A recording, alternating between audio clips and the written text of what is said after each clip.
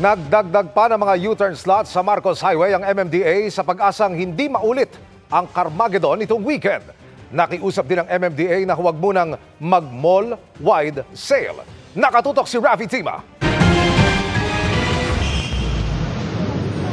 Matapos ang heavy-gat na traffic na ito sa Marcos Highway noong Sabado, sinimulan ng ipatupad ng MMDA ang ilang pagbabago rito para hindi na ito maulit. Kabilang ang pagpapahaba sa concrete barrier malapit sa Nicanor Rojas Street para hindi agad pumagitna ang mga sasakyan papasok ng Marcos Highway. May mga idadagdag ding U-turn slots malapit sa kanto ng Sumulong at Marcos Highway. Pumayag na rin daw ang DPWH na huwag munang i-operate ang kanilang weighbridge sa Marcos Highway para hindi makaabala sa daloy ng trapiko.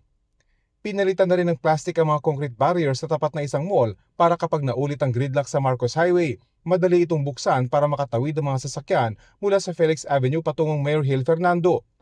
Ayon sa MMDA, ang mungkahing lagyan ito ng traffic light ay hindi uubra. Nung araw po, nilagyan na namin yan ng traffic signal, binuksan namin, grabe po ang naging traffic. So ibig sabihin, mas okay na may U-turn. Nasa 270,000 na sasakyan ang dumadaan sa Marcos Highway araw-araw at tuwing magpapasko, tumataas pa ito ng 5 hanggang 10% o dagdag na halos 30,000 sasakyan. Kaya muli raw babalikan ng MMDA ang panukalang magtayo na rito ng underpass para sa mas permanenteng solusyon sa mabigat na trapiko. We'll discuss it with Secretary Vince Dizon para at least yung mga ibang true and true lang, pwedeng dire-diretso na lalo yung pa-Kogyo or yung from Kogyo papunta sa west. Pumayag na rin daw ang mga LGU sa lugar na pakiusapan ng mga may-ari ng mall sa Marcos Highway na wag munang mag-mall-wide sale tulad ng ginagawa sa EDSA. Sa huli, ayon sa MMDA, bukod sa mas magandang public transport system, disiplina ng mga driver ang susi para mapagaan ang trapiko sa Metro Manila. Ang singitan sa EDSA halimbawa, kasama raw sa nagpapabagal sa trapiko rito. Tumakbo lang itong lane na to, lilipat.